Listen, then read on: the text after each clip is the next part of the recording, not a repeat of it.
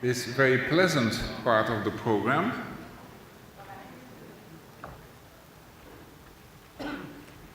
So Anne Kurth, Vice Chair, Keith Martin, myself will be giving the award, and we will be joined later by Nelson Sewankambo and Judy Wasserite. Let me first start by our number one award for somebody who is really number one. The CUGH Distinguished Leadership in Global Health Award will go to Dr. Eric Goosby. Dr. Goosby is an internationally recognized expert in infectious diseases. He holds a distinguished professorship at UCSF and the MacArthur Foundation Chair in Global Health Sciences. He started his career treating HIV/AIDS patients in San Francisco. And then when you look at his CV, you see that the circles have been kind of increasing from San Francisco first to the US and then to the rest of the world. He, very soon after developing his clinical activities in San Francisco, he was the founding director of the Ryan White Care Act, a program that brought care and treatment services to 52 epicenter cities in all 50 states.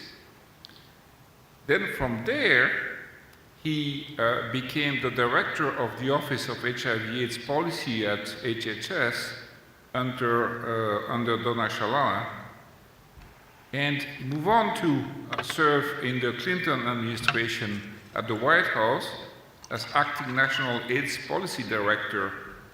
And then you see the circle going beyond a geographic expansion to a discipline expansion, because he became also the Deputy Director for Science.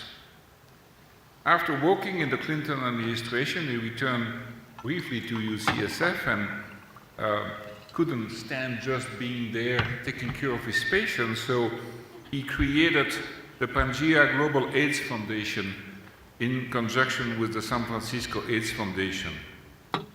In 2009, he got a call from President Obama to be ambassador at large in the US State Department and to lead PEPFAR. That was really making his activity profoundly global and, as usual, with a real willingness to make a difference at the clinical level, but this time globally. Again, HIV/AIDS was not enough, and PEPFAR was not enough, so he decided to create the State Department Office of Global Health Diplomacy. He was the founding director of that department. In 2015, recently, Ban Ki-moon asked him to become the UN Special Envoy on Tuberculosis, and he went around the world to raise awareness about this disease. He really impacted our field, the world, in an unprecedented way, and giving him the Distinguished Leadership in Global Health Award was kind of obvious to us.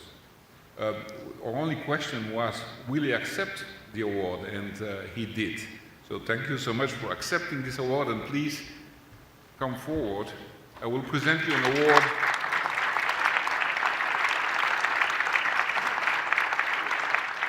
I'm presenting an award which is really planetary, because as you can see, the planet can levitate.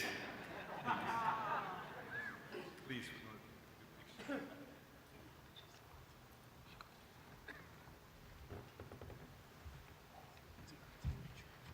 You're going to stand here in front. This is the first one, right?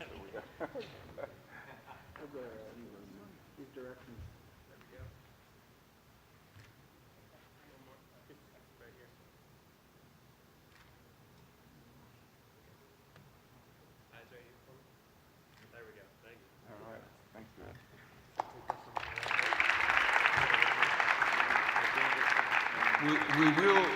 We will make an exception to the rule for Dr. Goosby and ask him to say a few words now.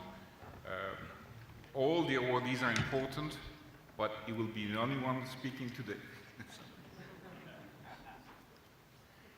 Well, those are just wonderful words to hear spoken, and I'm humbled by the honor of the award. Coming from peers and colleagues, it has special meaning, and I know you all know how that would be the case. I want to thank the board of CUGH and Keith and Ann for their kind consideration. It really is an honor to receive this. Now more than ever, CUGH's mission to forge collaboration and partnerships to address global health challenges remains and continues to grow in a critical way. We're at a pivotal moment in global health, and I think this meeting has highlighted all of these moments and refocusing our attention on those who are primarily responsible for the implementation of programs. There's no doubt that the administration's proposed cuts to global health have us all on edge. Much of the discussion, both in the sessions and in the hallways, have focused around this. And while the numbers themselves are worrisome, so's the direction I see us heading in terms of keeping the promise we have made to so many to be a participant, a strong partner in safeguarding their health. As a nation, the United States investing in global health has always been more than dollars spent. It's ultimately about lives saved. As programs addressing HIV/AIDS, TB, malaria have matured, so has our ability to form partnerships to get the greatest return on our health investments. Our partnerships with the Global Fund has been instrumental in ensuring that we spend precious resources wisely. The expansion into integrated healthcare, primary healthcare, maternal and child health and family planning programs, along with the vertical programs of HIV/AIDS, TB, and malaria, have shown and demonstrated that we indeed can, when we invest in these services, actually have profound impact on incidence and morbidity. And seeing how those numbers move in the right direction has led us, once again, to the place where we started, and that being a single spot where individuals can receive all of those services and not have individual clinics dedicated to one disease, but an integrated pattern that features and focuses on the needs of the patient. While cuts to the State Department budget are in and of themselves of great concern, so is the signal that they send around the world. It has been true for as long as I've been involved in global health that when the United States acts, others join. The foundational investment being often made by the United States is augmented, amplified, and realized by the aggregation of everyone's resources, and most certainly the country itself. When we act, as Secretary Tillerson stated in his testimony before Congress, as, and I quote, "the moral compass capable of shaping the world for good," we see the world's increasingly step up to share in the responsibility of helping their fellow man and woman. But I fear that we will not be living entirely in a world where the moral compass remains our guide.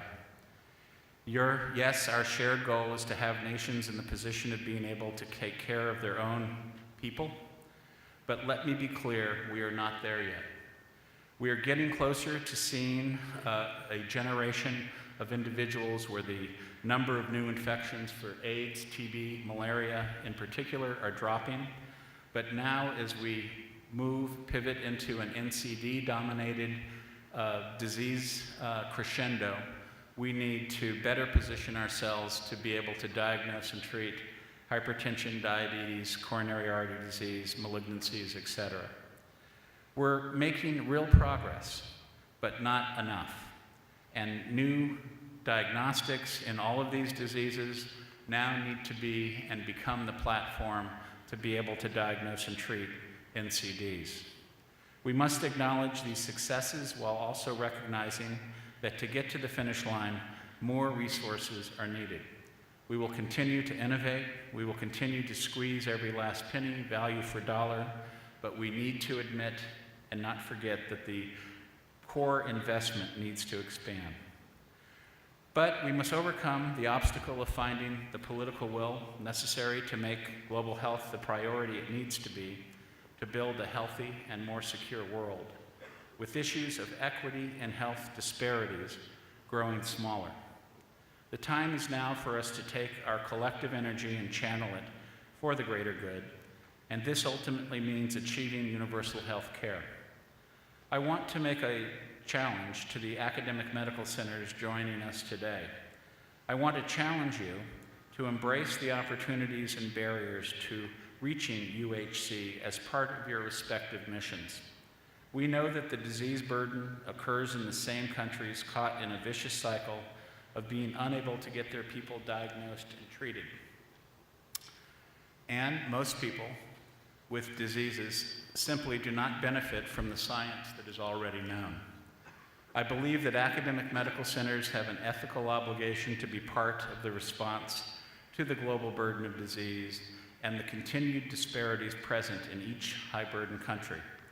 The CUGH family needs to be at the center of developing the response to support interventions that expand the capabilities and capacities needed in high-burden countries to contain disease. CUGH needs to continue to incorporate the mismatch of disease and response into the development of effective alternatives in both training and research agendas. And we all need to look for every opportunity to form partnerships with our colleagues in high-burden settings and incorporate this agenda into curriculum reform at the undergraduate and graduate levels. These are all doable, but they take a desire and a dedication. I know that our academic medical centers have played an extraordinary role historically in developing and delivering a response. And now they must take a look to transform into a sustainable, country-managed delivery system that continues to be supported from afar with technical assistance and continued resources. I want to thank you for this extraordinary honor. It is, as I have said, really remarkable to get acknowledged by colleagues who work in the field that you do. So I want to thank you again.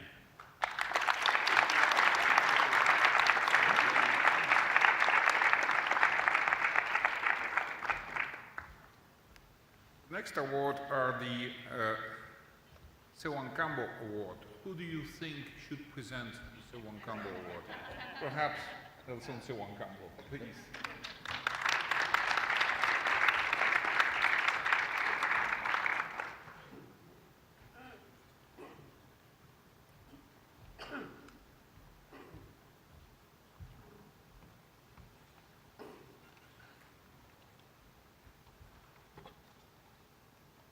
So,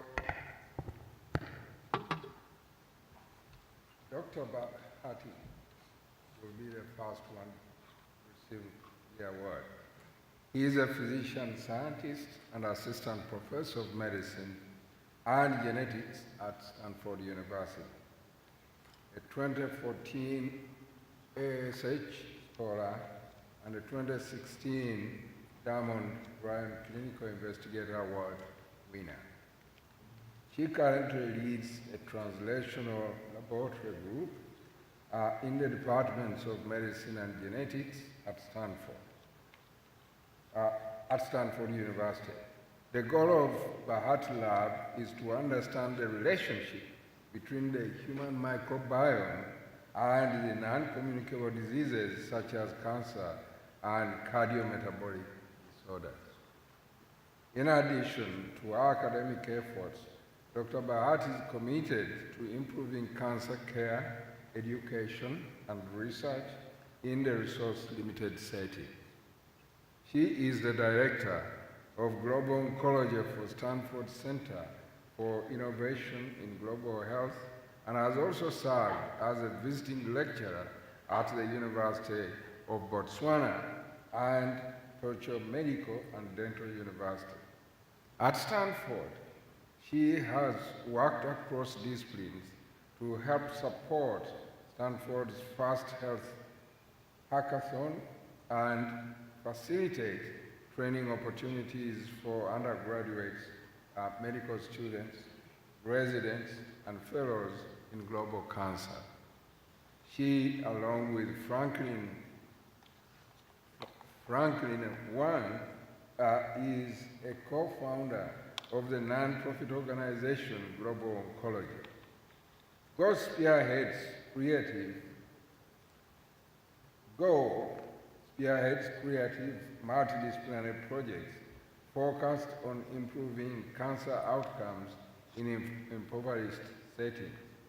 These projects range from online tools such as the Go Map, connectivity among global cancer advocates, researchers, and care providers, to graphical cancer education materials geared towards low literacy communities.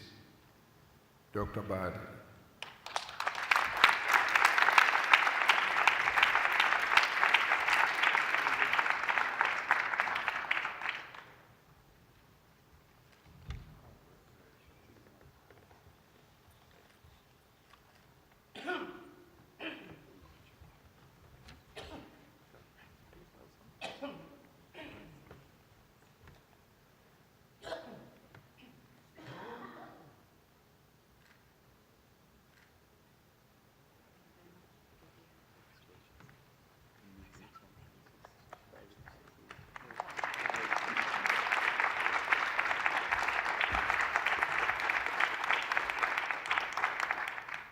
So our next recipient is Jonah Mazet. Dr. Jonah Mazet earned her doctorate of veterinary medicine, Masters of Preventive Medicine, and her PhD in epidemiology from UC Davis. In addition to her faculty appointment in the Department of Medicine and Epidemiology in the UC Davis School of Veterinary Medicine, she serves as the executive director of the UC Davis One Health Institute. Dr. Mazet specializes in emerging infectious diseases and wildlife epidemiology, and as director of the UC Davis One Health Institute, focuses on global health problem solving. In her role at UC Davis, she assists government agencies and the public with emerging health challenges and is active in international One Health research programs such as tuberculosis in Africa, novel pathogen detection in less developed countries, and pathogen pollution of California coastal waters. Dr. Mazet founded California's Oiled Wildlife Care Network, or WCN, the premier model wildlife emergency management system worldwide, and remains a consulting expert on wildlife emergency preparedness and response, serving on multiple government and NGO advisory panels. Dr. Mazet is the principal investigator and global director of the Novel Viral Emergency Early Warning Project, PREDICT, that has been developed with the U.S. Agency for International Development, USAID, Emergency Pandemic Threats Program.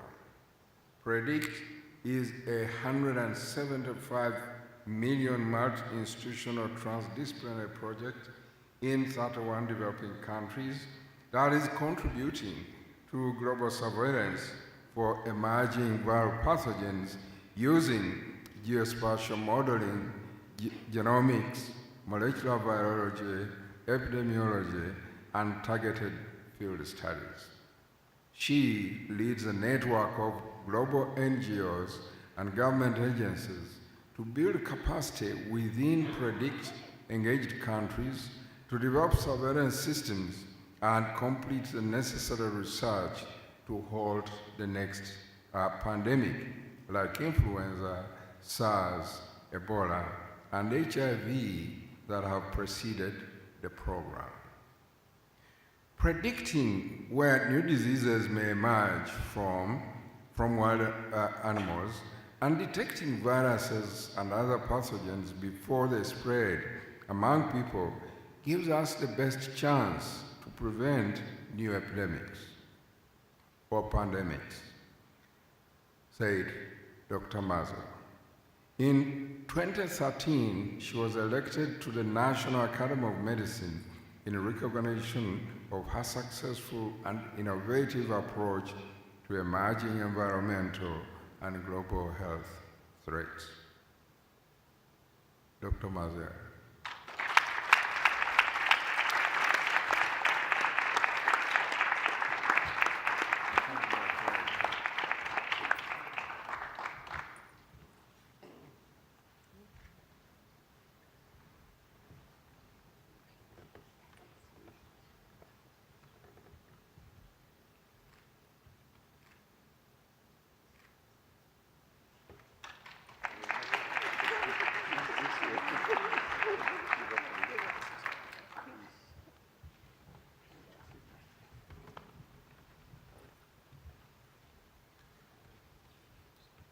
The next two awards are the Wasserite Young Leader Award.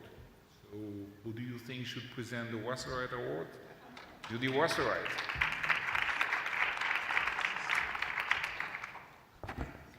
Pierre, you're becoming very predictable. It is really a pleasure to present these two awards because this is our window on the future. These are the leaders that make me feel that global health is in very good hands, despite the current or intercurrent challenges that we're facing. The winners of these awards all have to be under the age of 30, not kind of gray hairs, and possess a record of outstanding achievement in one or more of the areas of education, research, advocacy, and/or service, particularly targeting the reduction of health disparities, have established collaborations with colleagues in resource-poor settings, have demonstrated strong leadership abilities, and have evidence of exceptional ability and commitment to improve health and reduce health disparities globally, particularly within low-income communities. And I think these two awardees certainly demonstrate that. The first is Claudel Petrin de Rocha, who is a medical student at the University of Montreal. She is the past vice president of the International Federation of Medical Students Associations, the world's largest and oldest medical students group, where she's been the voice of, get this, 1.3 million students. She has worked for the World Health Organization on climate change and health-related issues and has successfully advocated for the inclusion of health in the COP21 Paris Agreement. She served 2 years as national president of IFMSA Quebec, a student-run organization mobilizing and raising awareness among medical students around social, cultural, and global aspects of health. During that term, she built capacity in advocacy, policymaking, and strategic management, and has led several delegations to international conferences. Additionally, she has organized numerous trainings and workshops around the world on global health, sustainable development, climate change, and leadership. Over the past few years, she's developed an interest in how to best use communication to sustain dialogue across borders, positively sharing ideas and opinions, and feed social change. She is the spokeswoman for Stories for Humanity, a Montreal-based participatory media, leading twice a year a public discussion around one major social issue through online platforms, printed publications, and meaningful events. Past issues were on education, refugees, and health. Furthermore, she frequently writes about political, societal, and youth issues through her permanent blog on the Huffington Post and other national media. Recently, she worked with Indigenous peoples on environmental health with research projects based in Nunavik and Ischchi in Quebec's Nordic regions. My apologies if I mispronounced that.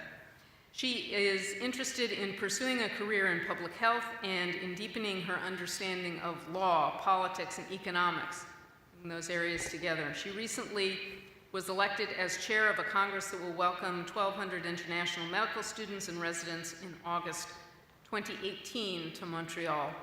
As a speaker for WUSC International Forum and Amnesty International, she wants to ignite passion for change and health equity and inspire others to pursue their passions. Claudel doesn't intend to simply become a doctor. She wants to understand, act sustainably, and prompt others to do likewise. So I am delighted to present this Young Leader Award to Claudel.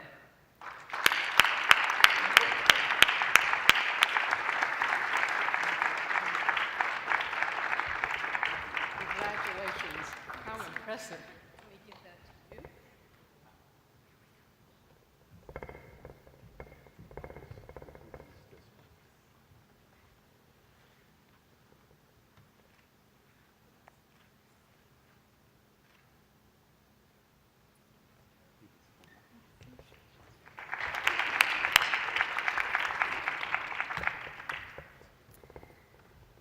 Unfortunately, I was told that our next awardee could not be here in person, but Dr. Siwan Kambo will accept the award on his behalf, right? Okay. But let me tell you about this awardee. Kizito Samuel holds an MB CHB master's degree in clinical epidemiology and biostatistics from Makerere University and a global health fellowship from Yale. He is an epidemiologist with Uganda Tuberculosis Implementation Research Consortium at Makerere. His research interest is in reducing the inequality with regards to neglect of pediatric TB, especially in resource-limited settings. He pursued his Global Health Equity Scholars Fellowship at Makerere and Yale through an NIH Fogarty International Center grant through Berkeley. His study aimed to evaluate the quality of diagnosis of pediatric TB and adherence to the standard guidelines as barriers to quality TB evaluation in children in Kampala. He has spearheaded numerous advocacy projects, including hepatitis B vaccination for all medical students, blood donation schemes, and breast cancer screening at Makerere.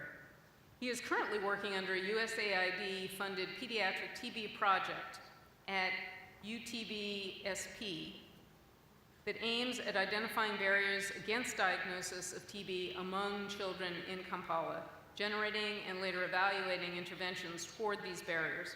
He completed a pediatric TB project where he assessed the impact of a standardized approach to the diagnosis of pediatric TB on case notification and delay in initiating TB treatment in Kampala City. He has received several awards, including a scholarship from the University of California, San Francisco, and Berkeley, and Makerere University. The collaboration under Fogarty through Pulmonary Complications of AIDS Research Training, or the PART program, to pursue master's training. He won a Distinguished Students Award as the most outstanding undergraduate medical student at Makerere in 2009-2010. He was awarded a scholarship for undergraduate students exchange program to Yale in 2011 for his outstanding academic performance.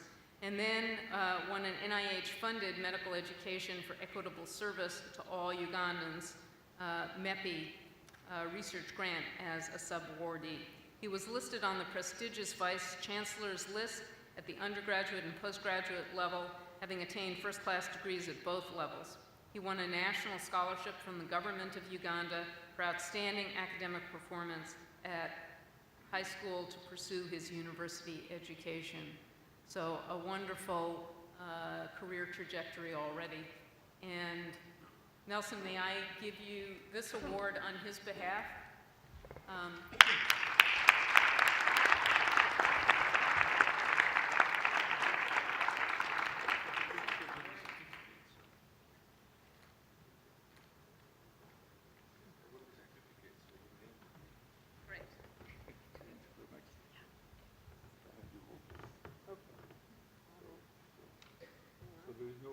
Yeah.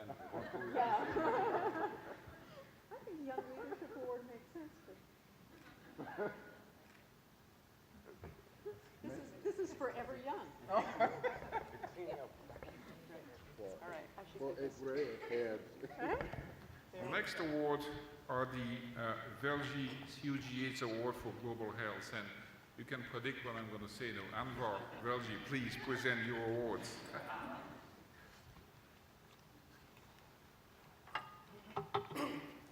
Thank you, Pierre. Slight correction, it is our award. My wife, Pari Velji, has been a backer for what? I've been with her 42 years, and she's always supported me doing global health.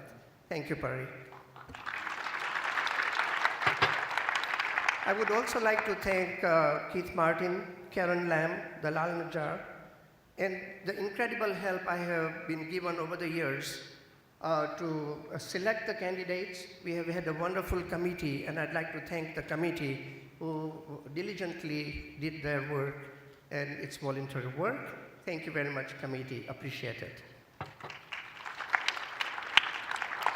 Dr. Keith Martin has to be singled out, not for the award, but for my thanks and for the tremendous amount of work he has done behind the scene for these awards and creating the new Africa Award as well. Thank you very much, Keith.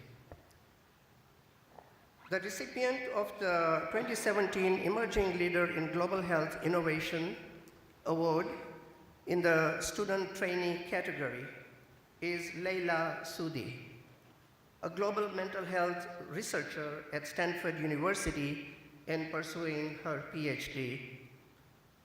Ms. Sudi is being recognized for her role in tackling one of the largest humanitarian crises of today, namely the refugee crisis.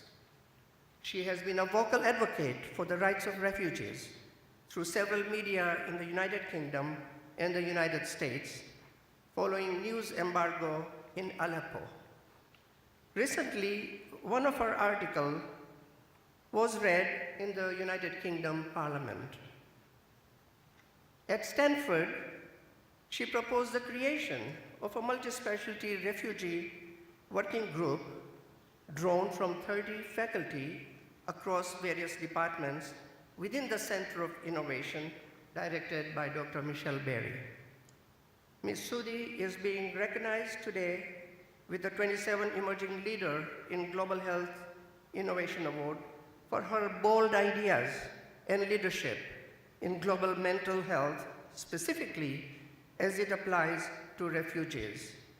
We congratulate her and her family and look forward to the great impact in this field that she will continue to make. Ms. Sudi, please.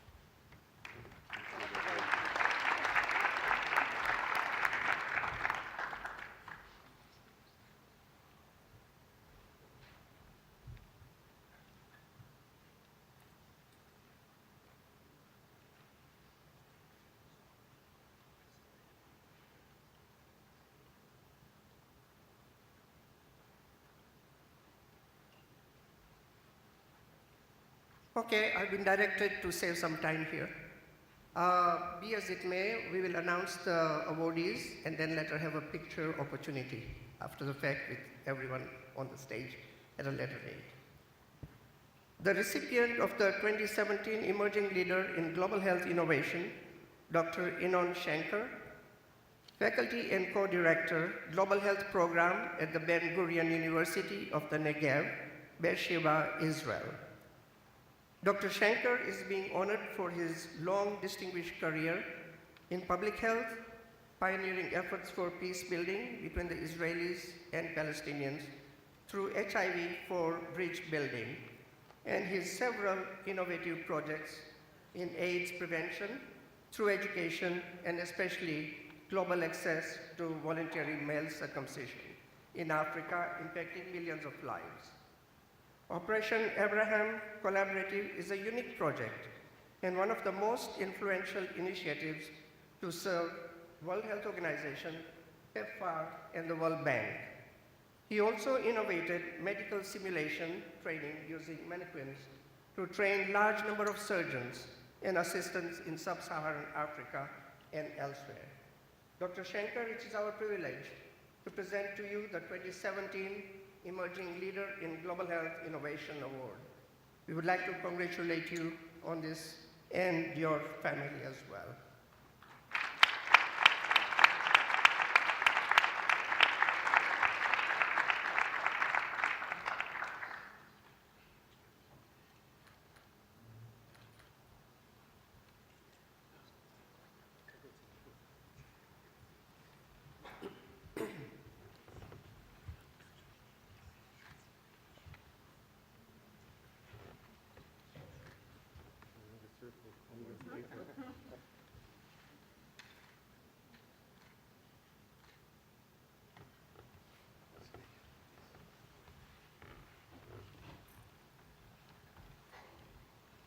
The recipient of the Global Health Young African Leader Award, this is the first time it's been initiated, Dr. Tanya Ori Rogo, Associate to Head Department of Pediatrics, University of Rwanda, School of Medicine, and Assistant Professor of Pediatrics at Brown University, Alpert Medical School.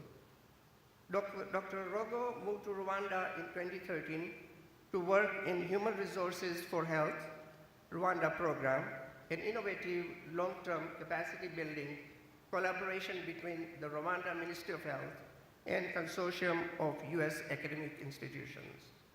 She is being recognized for her several contributions, including the initiations of the positions of chief residents in pediatrics, leadership development workshops for senior pediatric residents, research training curriculum for all postgraduate trainees in all specialties. The HRH program graduated 14 pediatricians in July 2016, and in 2012, remember there were only 21 pediatricians in the whole of Rwanda. Dr. Rogo, a pediatric infectious disease specialist, was born in Kenya and is being recognized for her long-standing commitment to and an excellence in research and education in low-resource setting with the first Global Health Young African Award. We wish to congratulate you and your family, please.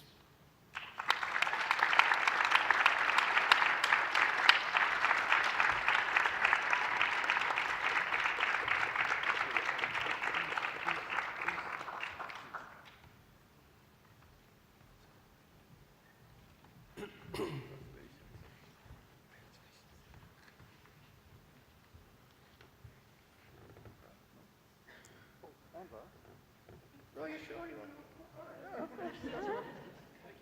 Just wondering. We'll have to redo with Ilam Shankar.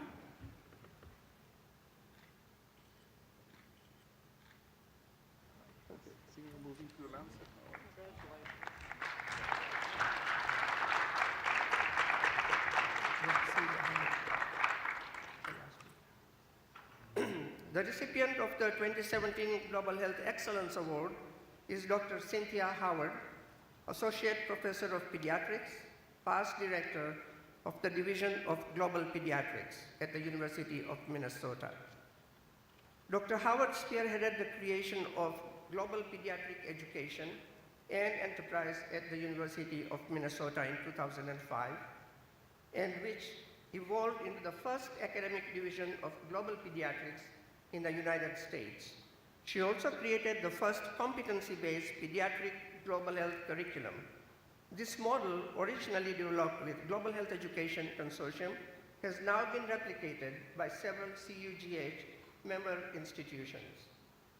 Dr. Ben Petrin, Assistant Professor of Medicine and Pediatrics, puts it succinctly.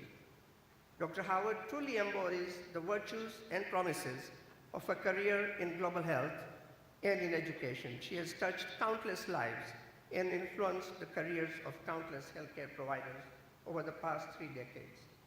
Dr. Howard, it is our privilege to present to you with this award of excellence in global health.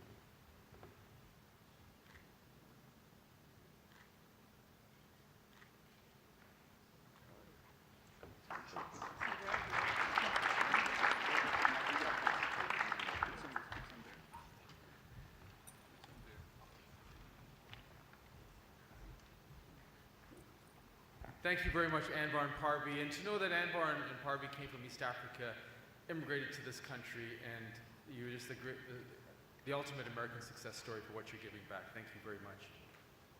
We have a great honor today to introduce once again Zoe Mullen, who's now on the CUGH board representing the Lancet Global Health, to give the Lancet Global Health Poster Awards.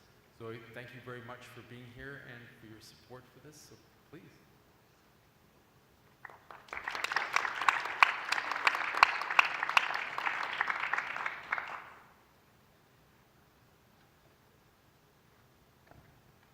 Hi, thank you very much, Keith. It's a pleasure to announce these awards. These are for student posters. The students will be getting $500 from the Lancet and a certificate and a little poster tube that we've had made for them. So, without further ado, in the first track, which is governance and political decision making, the award goes to Mauricio Lopez from the University of Chicago.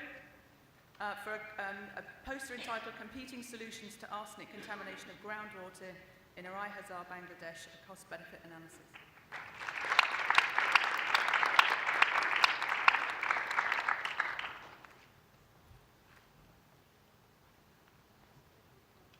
And the next one in the next track, which is Health Systems and Human Resources, goes to Diego de la Torres Campos, or I believe someone who's coming on his behalf, from the Virginia Technical University for a poster entitled Team Malawi, Low-Cost Digital Microscopy for Automated Lab Testing.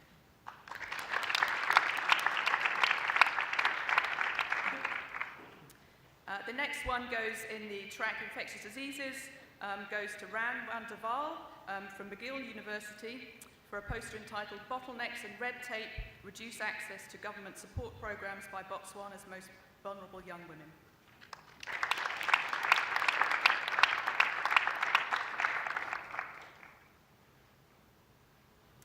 The next one in the track NCDs and Social Determinants of Health goes to Zana Shabani from Virginia Tech, also for a poster entitled Evaluation of Self-Medication with Antibiotics Among Adults in Kosovo.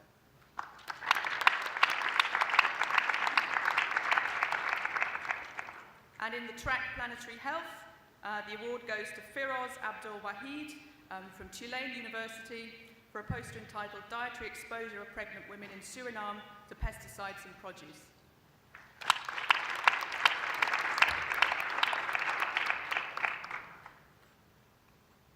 And finally, in the track Women's Health is Global Health, the prize goes to Bijan Ghaffari, and I believe a group are coming up to collect the award from the University of Colorado for the poster entitled Knowledge, Attitudes and Practices of Exclusive Breastfeeding at Jukalet Hospital in Nepal.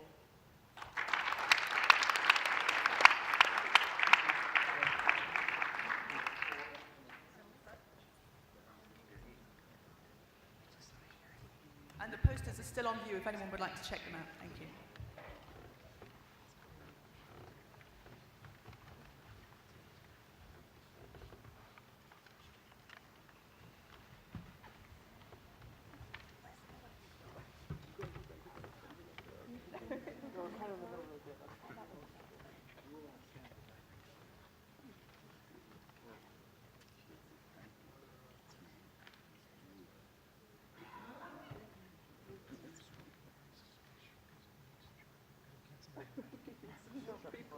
Sorry. Judy, why don't you come to the front? I'll just kick in, you know, here. Perfect. There you go. Come on, but you guys need. Come here. It's okay. It's okay. Come here. It's okay. Oh, boy, I get to be right in the middle here.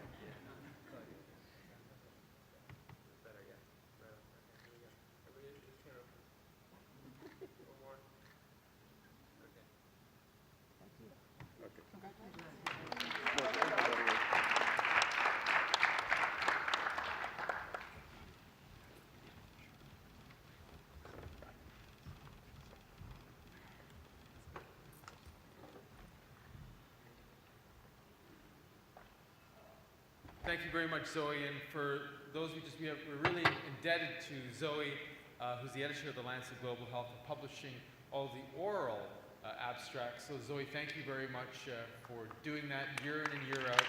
Extremely grateful. And for your sponsorship for these awards. It means a great deal. Thank you very much. Is Tui here by any chance, Dr. Bui? For the Lancet, for the Reflections essays? No, she went home. Okay. Okay, so I'm going to announce right now the Global Health Science and Practice. I'm going to actually announce Jim Shelton, who's the editor of the Global Health Science and Practice, to announce the winners of this award. Jim.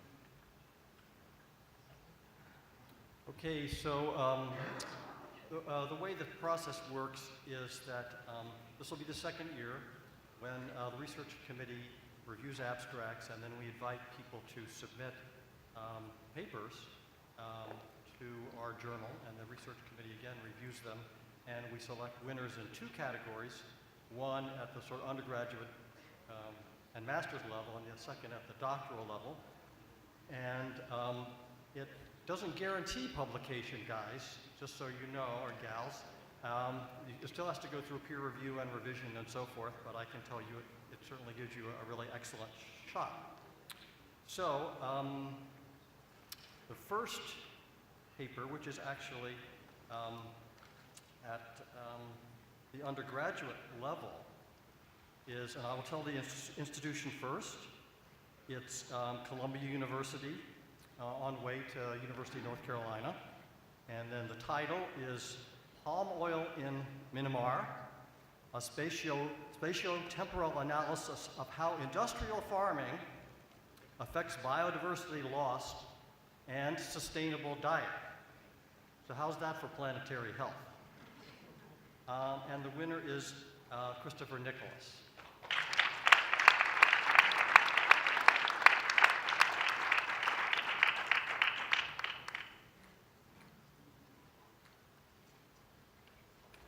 Okay, guys.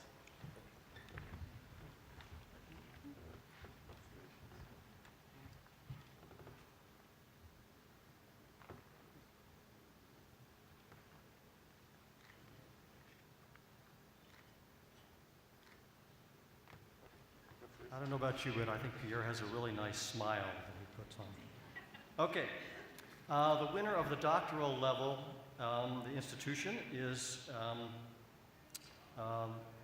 Children's Hospital in Aurora, Colorado, and the title of the paper is High Background Congenital Microcephaly in Rural Guatemala, Implications for Neonatal Congenital Zika Virus Infection Screening. So how's that for biosecurity? The winner is Anne-Marie Rick.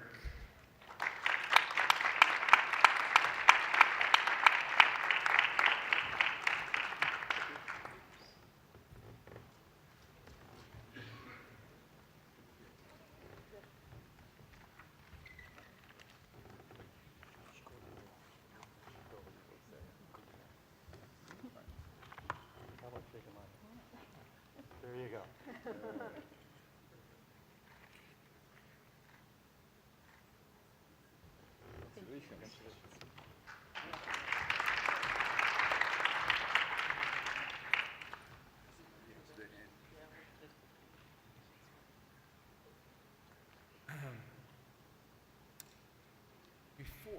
Here we go. Now, for the Reflections essay, this is a competition that we have every year. The essays are documented social inequities, health inequities, and social justice from countries around the world, both countries rich and poor. And together these messages, for those of you who have had a chance to actually listen to these messages, these reflection essays, it's a very powerful series of essays from students. And together their message really reflects messages of resilience and courage and fraternity, and that particularly these days it brings hope to all of us. So next year, make sure you attend the Essays Reflection Contest winners as they tell their stories. So the winners this year, and I will announce the winners as one group, so if you can come up, we'll do one group, and then we'll do the honorable mentions after that. The winners this year are Anu Ariel, Emily Jetmore, and Paula Tavro. Please come up.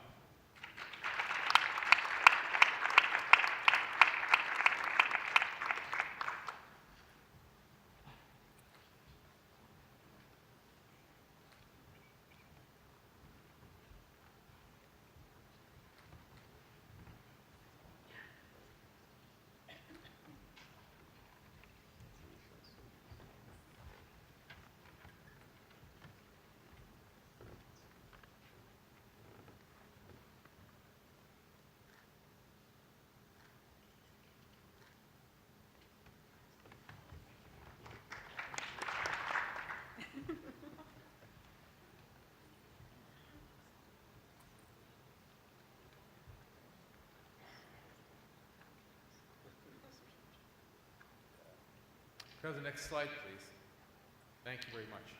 Do we have anybody from the Pulitzer Center here by any chance?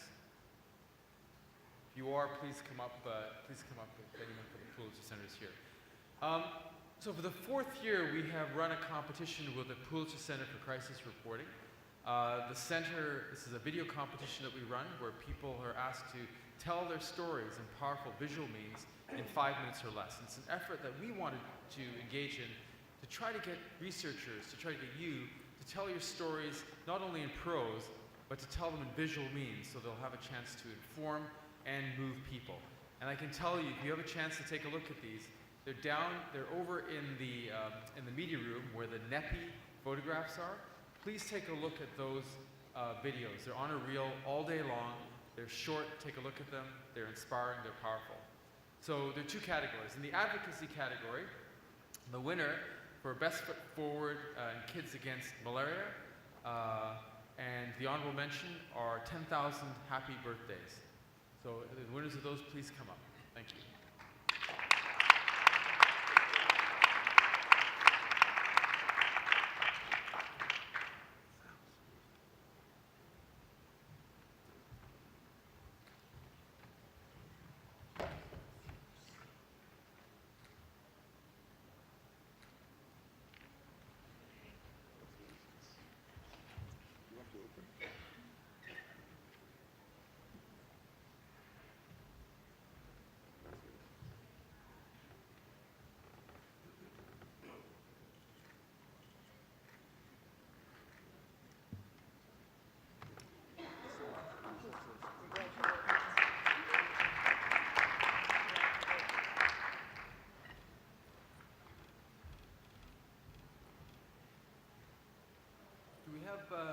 Anybody from Global Health Now here by any chance?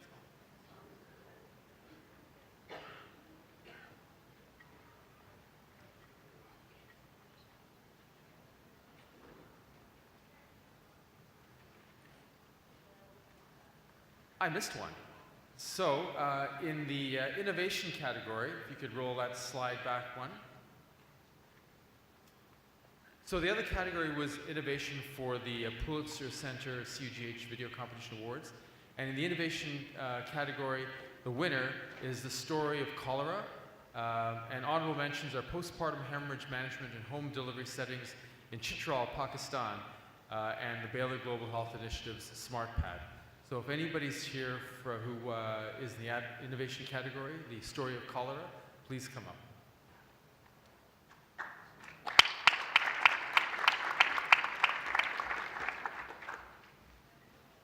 Okay, well, please go and take a look at them. They're in the video room. DuPont, thank you, Karen. In the DuPont room, please check it out. You've got incredible photographs and powerful videos. So Global Health Now, please. It's a competition that we have run with Global Health Now and National Public Radio on a really inspiring competition. Hi, Brian Simpson with Global Health Now, and we would like to recognize 3 winners tonight. And the first one selected for NPR for their Goats and Soda Global Health blog are Dr. Christy Batamula and Matthew Yao. And Christy, if you're here, please come on up. And we'd also like to recognize Emmeline Laney as well, too, who will be doing her story as well.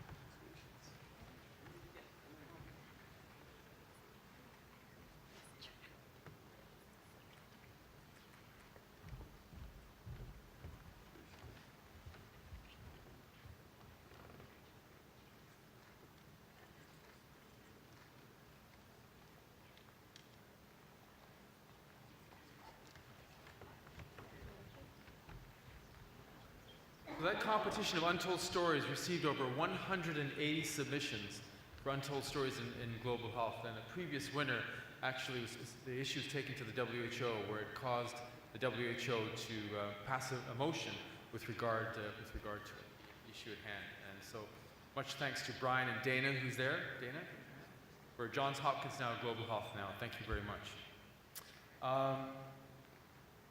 Right. So. We also have, in our board every year, we have a small turnover, and this person does not know that he is going to receive an award because these 2 individuals are leaving our board.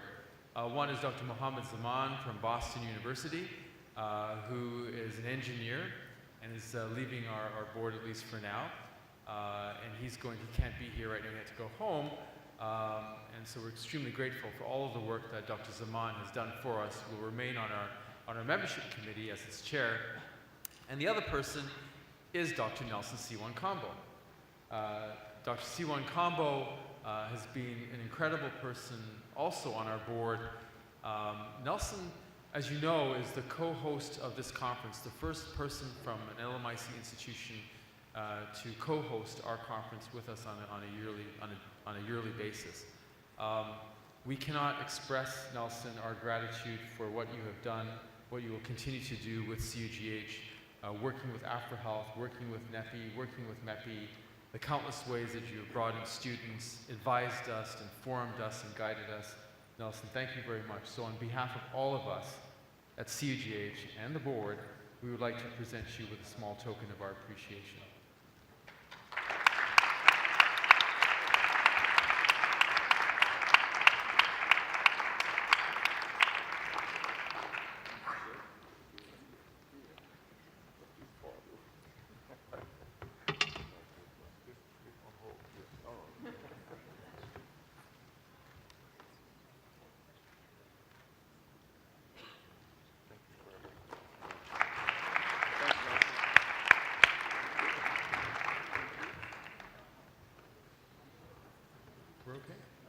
We're okay. So, ladies and gentlemen, that's it for the awards, presentations, recognitions. Thank you for being here. Please stay because we have sessions starting now.